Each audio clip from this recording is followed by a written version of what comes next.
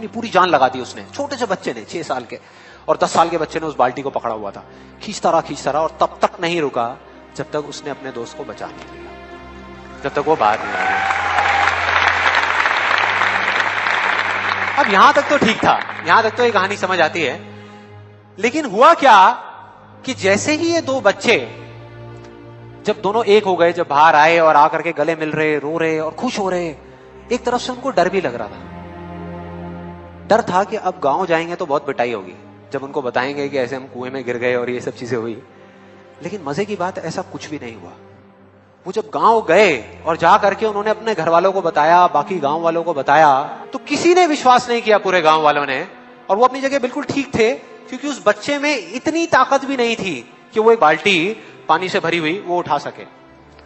तो इतने बड़े बच्चे को इतनी ऊपर खींचना तो बहुत दूर की बात है। लेकिन एक आदमी था उस गांव में, उसने विश्वास कर लिया।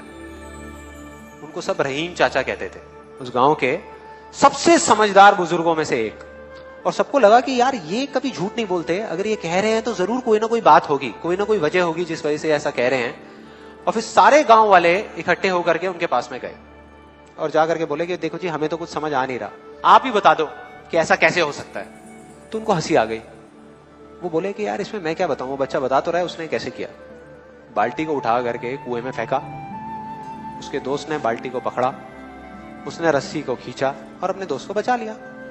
तो आपको पता तो है उसने कैसे किया, बच्चा बता तो रहा है, इसमें मैं क्या बताऊं। तो सारे गांव वाले उनकी शक्ल देख रहे। फिर कुछ देर बाद वो बोले कि सवाल ये नहीं है कि वो छोटा सा बच्चा ये कैसे कर पाया, सवाल ये है कि वो ये क्यों कर पाया, कि उसके अंदर इतनी ताकत कहां से आई।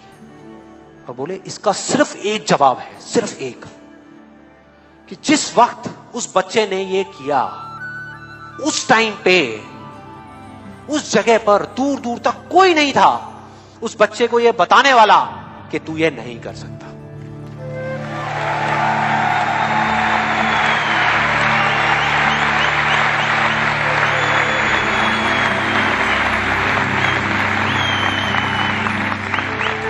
बोले कोई नहीं था, कोई नहीं, यहां तक कि वो खुद भी नहीं, वो खुद भी नहीं।